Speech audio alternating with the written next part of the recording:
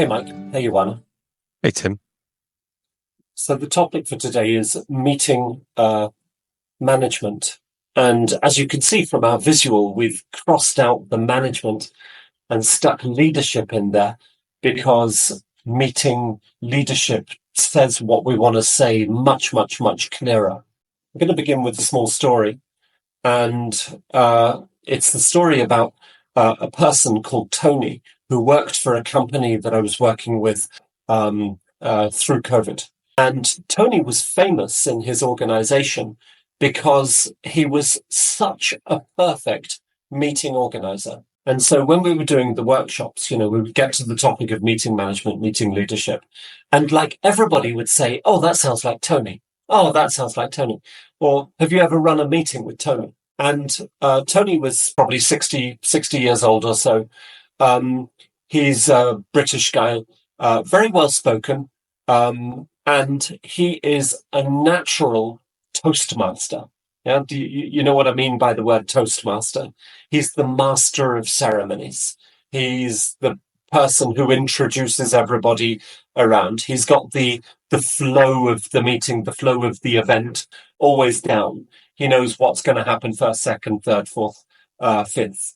He knows the decorum of a situation. It's very interesting. And when it comes to internal meetings, he just sets everything up and makes sure it runs properly. But he doesn't do anything in terms of content. So he's not responsible for any of the actual content related topics or decisions. He really is, in our terminology, he is a good example of a good meeting leader. And so he doesn't send out invitations, but he works with a person who sends out the invitations. He doesn't tell anybody what the various topics are, but he'll, instigate the setup of the topics at the beginning. He'll make sure that actions come out of the meetings very effectively. And it's very interesting to see that, whenever the topic comes up within the organization, there's always one person on a workshop saying, have you met this Tony guy? He does all of this stuff. So what I take away from this is that the role that this person has elected to choose for themselves is a very conscious decision on his behalf. He's decided, this is what I'm good at. The organization benefits from it. People appreciate it. And it obviously has a good impact on work and projects being done. So, in what's not to like, right? It's like everybody would benefit from having a Tony in their organization to make sure their meetings run effectively. And that's the topic of this session. Yeah. It's how can an organization and how can a leader focus on this topic to the extent that it really does have a positive effect on the group activities, meetings happening in their organizations. We are going to go through the different roles in this concept. And as we go through the different roles, we will take on some of the roles of this concept. So I will be the chair. Tim, I'd like you to be the supporter. And Mike, could you please play the role of the devil's advocate? And then I will conclude. So the overall concept says that in some situations, a team lead can delegate certain roles in order to bring more value to the meetings. And it is important for maximizing the value of takeaways for everyone involved. Assigning roles will also give people the chance to practice skills like communication, active listening, presentation skills, argumentation, time management, and more. So let's talk about the chairman first. The chairman is the meeting owner, is the person who organizes it and has the largest stake in what is discussed. They are in charge of the overall topic and they are assigning the meeting roles. In my opinion, this role develops overall meeting management skills and is best used as practice for successors. So I agree. I support the motion. I think it's very important that every meeting has a clear leader, moderator, chairman, who is or is not connected to the content. And sometimes I think it's really, really cool if you have a chairperson, a chairman who isn't associated with the content, so that there's a clear differentiation role, the people who are speaking about the content and the person who is leading the process stages of the meeting. I disagree. Yeah. So I'm the devil's advocate, just to highlight that. Well, firstly, I don't like the gendered language of chairman. I do appreciate that we have used the term chair or chairperson, which I like much more. But more than that, what I don't like is this kind of hierarchy. I'm the leader, I'm the boss, and you're my underling. So, why can't we just have a meeting where everybody's equal? That would be much more fair for me, and I think would actually add benefit, because people would feel as though they could express themselves more freely without being under the thumb of the big boss mediating and taking control of everything. Well, in the example of Tony, everybody was happy to have Tony around, because he just did such a brilliant job of doing the things that at the end of the day nobody else really wanted to do. But I take your point as to the gender specificity.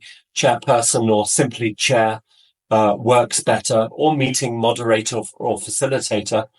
And in terms of the, setting somebody up to be the lead and why can't everybody be the same, I think the system really does work best when there's an acknowledgement that the skill is important and everybody needs to be able to do it.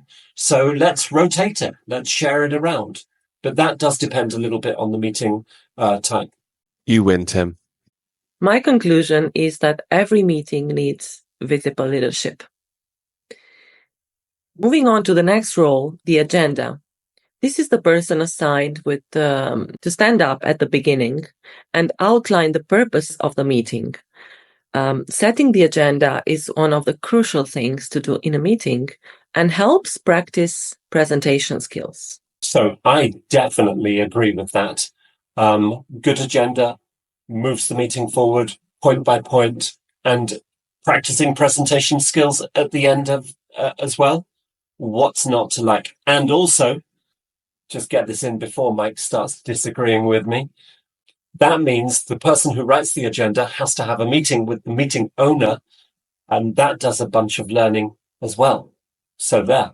Well, again, I just completely disagree. I mean, an agenda, in a world of agile, it's not very agile, is it? It's just very rigid. It's like, well, we've got to do this and then this and this. Where's the flexibility? Where's the creativity?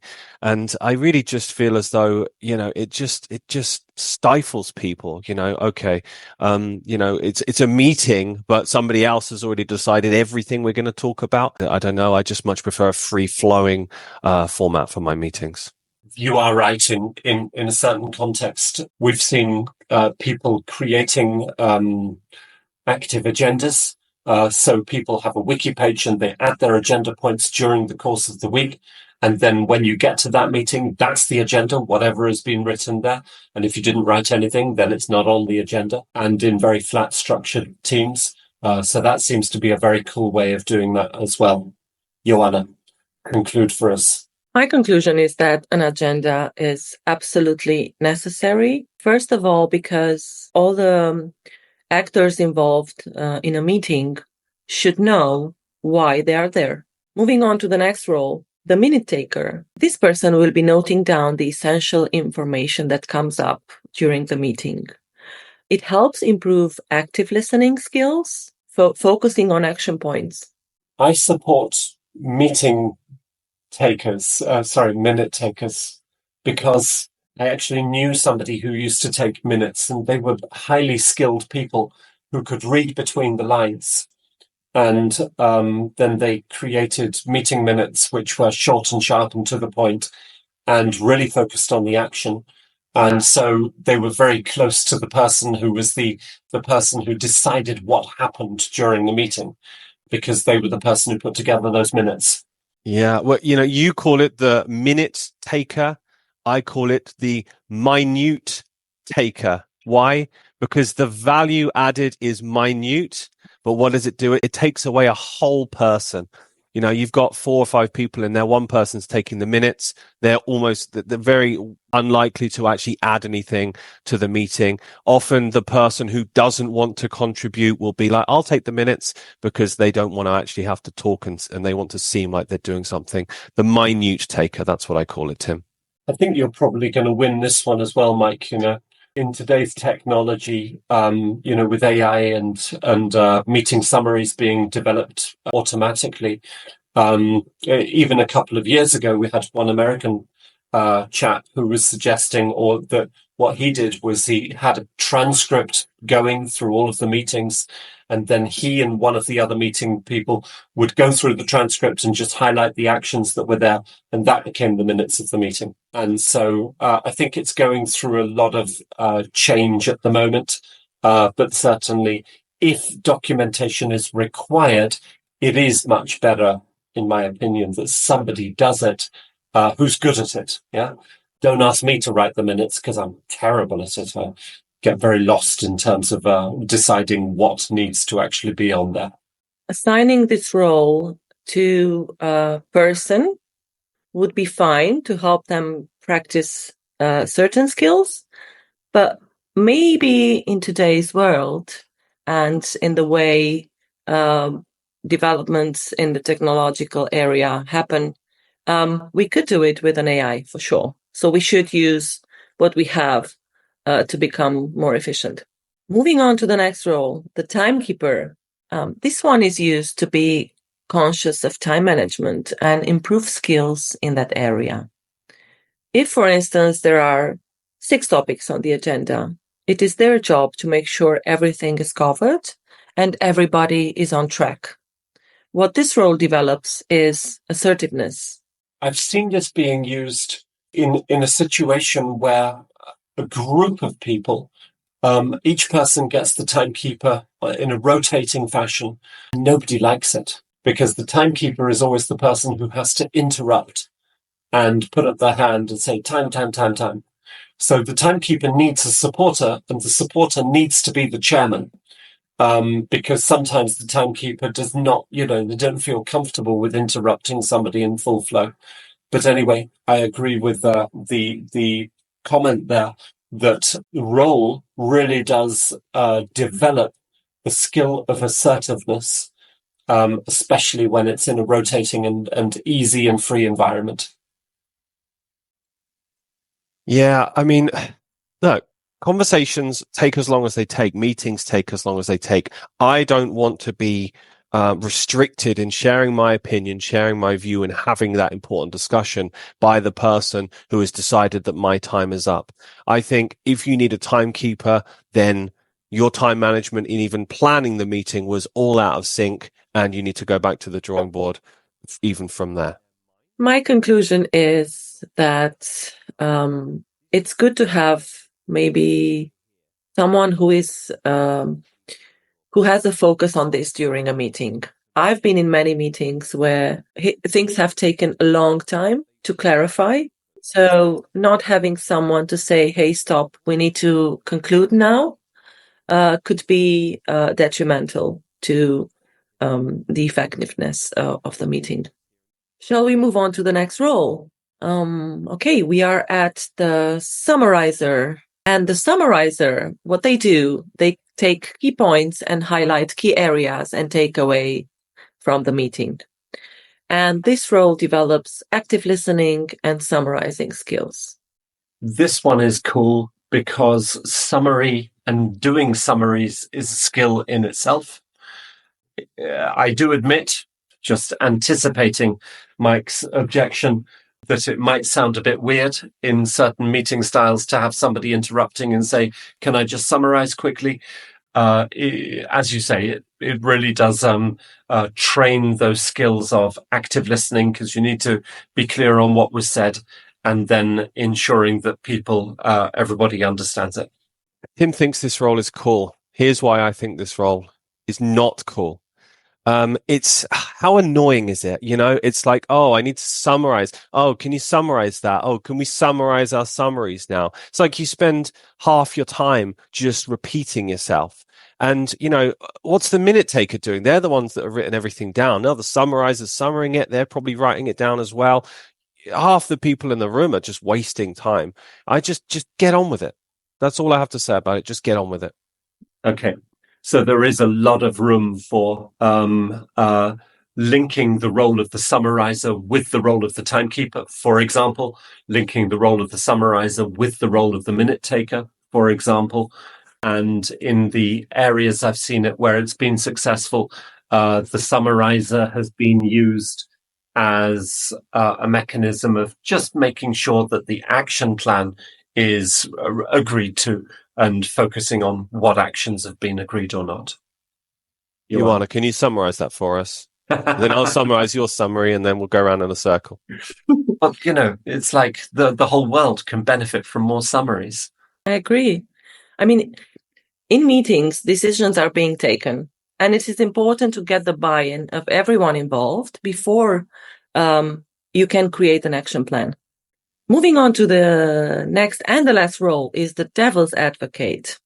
And their job is to take the contrary position and argue against whatever the meeting is about. And it can be very valuable to have someone offer the opposition opinion to you and tell you what the problems could be. If you specifically assign someone to take this position, most of the time the discussion becomes more valuable, and this role develops critical thinking. Now, when you have a new project or idea, you can use this position in a prior discussion to make sure that there are no blind spots in your proposal that could work against your intention.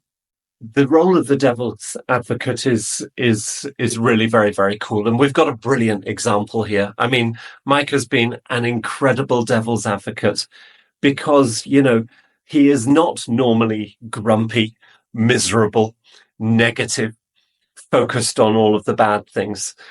He's normally, completely positive in all respects. But here we've been fantastic in terms of getting out those critical elements. And there have been some critical elements to the concepts, which is important to see from both sides. So that's what the devil's advocate does.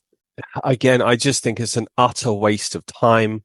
I think, look how long this video has taken. It's taken twice as long as it needed to because I've had to sit here and contradict everything you've said. I don't agree with any of the things I've said in this video. With the devil's advocate, you're forcing somebody to basically lie or at the very least go against what they really believe.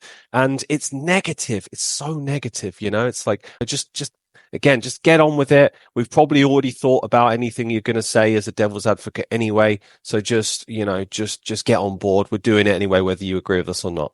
It just reinforces my positive summary of this. Absolutely everything that you've just said are the reasons that we need devil's advocates. Because there were some good points in everything that the devil's advocate that you brought up for these specific areas. What it does is that it polarizes a discussion. So having the devil's advocate basically forces people to say, what do I agree with? We've got one person saying A, we've got another person saying B. What do I think? And they're kind of forced, if you like, into that thinking process. So the concept here is quite a challenging one. Obviously, you can't use it in so many different situations. And I would generally say that the only real situation where you can delegate all of the roles is in a situation where you've got a team of 7 or 8 people and they are all interested in learning all of these skills. And you have a jour fixe with these 7 or 8 people every 1 or 2 weeks. And it's about 30 minutes to an hour long. And the people see the benefit of gaining knowledge through practicing these topics. That's really the ideal world on using the concept as a whole. What we've done here is we've used a small piece of it. Mike has been the devil's advocate. I've been the supporter. Ioana has been the chairman and the concluder of the small discussions. That's another different way that can be used. And all of these things put one particular topic on the table. To what extent are you, as the leader, using your meetings to the best possible extent, not only for the content, which is going to be 90% of the importance of the meeting, but also for the added value that they can bring, which is the 10% that we've been discussing here. So just a concluding story. A long time ago, over 15 years ago, I was asked by an HR lady to have a chat with a country general manager of a pharmaceutical company in Austria to discuss the topic of meeting management. They were meeting up for meetings at 9 o'clock, and the meetings were going on until 2 or 3 or 4 in the afternoon, and they were literally becoming all-day meetings. And there was a culture within the organization that meetings would just take forever. So very, very, very unproductive and bad meeting management. So I went in to speak to this chap, and he was looking miserable, and because he knew why I was there. And I said, so meeting management, is that something that you want or need? And he says, do you know how many meeting management seminars I've been on in my career? And I said, well, probably more than one then. He says, yeah, at least 5. And so I was saying, well, okay, I don't, it doesn't sound as if you want to do another one. And he says, absolutely not. So I didn't get any work out of it, but within the half an hour that I spent with him, we drafted an email, and the email basically said, if meeting management doesn't improve immediately, we'll all go on a 4-day meeting management session workshop with Tim in an industrial estate in the heartland of industrial Austria. Yeah. And then he sent out this mail. And we had a follow-up planned for 1 month after that. And I got back in touch with him. He says, yes, meetings improved immediately. The next meeting we went to, everybody came along with their own interpretation of an agenda. It had been shared in advance. The main points had been put up there. There was already an action plan planned and in preparation. And it ended up taking the 2 hours that we set for it instead of overriding and overrunning the time. And then meetings continued being good from that time onwards, which I thought was quite funny. What this says to me is that meeting management is something that everybody knows about, but then the skills get lost or forgotten in time because leaders don't force them to be good all the time. And it's really about leaders deciding that, leadership is something that's important. And for me, the meeting itself is the visible, it's leadership made visible and clear. You can see somebody's leadership when you see the way that a meeting is being run. So there's a fundamental concept when running a meeting, when giving a presentation, and this concept is called the unspoken questions. Now, these are the questions that the participants will have in their minds, but they will not say them out loud. These questions are things like, why am I here? Who are you as the meeting owner or presenter? What's in it for me? What do I have to do? Now, the key feature here is, as I said, they are unspoken. The participants will not say them out loud. So it's your job as the leader, as the meeting owner, to answer these questions for the people in the meeting. Now, we have these roles here, and these roles serve very, very, they add a lot of value. They're not always necessarily fundamentally, needing to be there, but in any function, in any way, when you can answer those unspoken questions, you're always adding value. And things like having a chair, things like setting a clear agenda, things like having summaries, these are all very, very useful ways of answering those questions that people may have.